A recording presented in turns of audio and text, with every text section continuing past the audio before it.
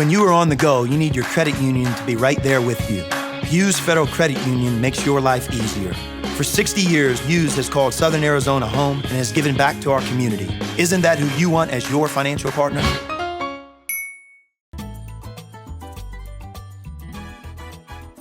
Welcome to Greg Hansen's Video Notebook, brought to you by Hughes Federal Credit Union. I'm Star Sports Editor Ryan Finley here with Greg Hansen. Greg, Allonzo Trier is finally back. It's been nice. I've been waiting 6 months to say that. Allonzo Trier is back. As you reported late last Friday night, he had passed his drug test and was allowed to play with the team. He then helped the Wildcats orchestrate an upset win of number 3 UCLA on Saturday. Are we sort of starting over now with this team? I mean, now they're at kind of their full complement of guys? Yeah, to me it's like this week against Washington Schools at home, it's like a new slate. Right. Even though they're 20-2. Yeah. How do you have a new slate when you're 20-2? You want to keep a hold of the old one, but it's like new blood, new life. Right, and this is a really good time of year for that, I think, too. I mean, this is where we're almost at the halfway point of the Pac-12 season. Arizona's been down a few guys most of the year. You get Trier back, he gives you some added depth right away, and there's enough season left that you can kind of mix and match and see what works without just kind of rolling the ball out and telling him to go play. I agree, and it's funny, with 22 games in the books, I'm sorry, it's only 20 games. 20 games. 20 games. They're I've already 18. They're counted.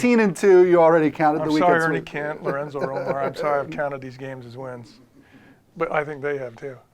Anyway, it's funny, with 20 games in the books, it's like all the big games remain. Yeah. Yeah, I know. I mean, they still have USC and UCLA at home. Still have to play Oregon.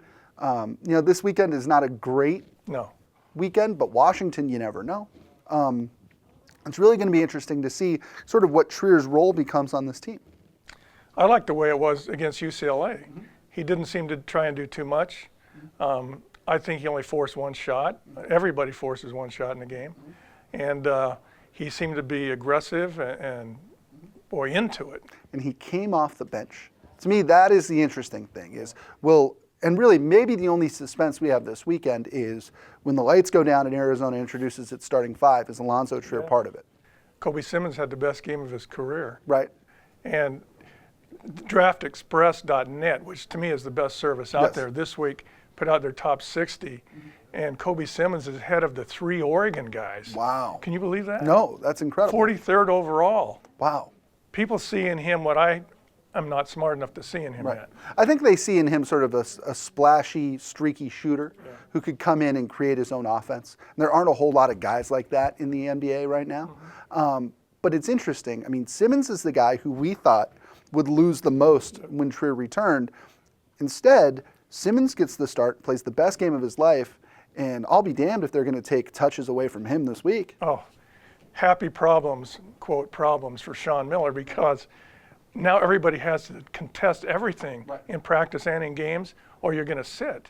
And is there a better situation than that? No, there's not. It's interesting.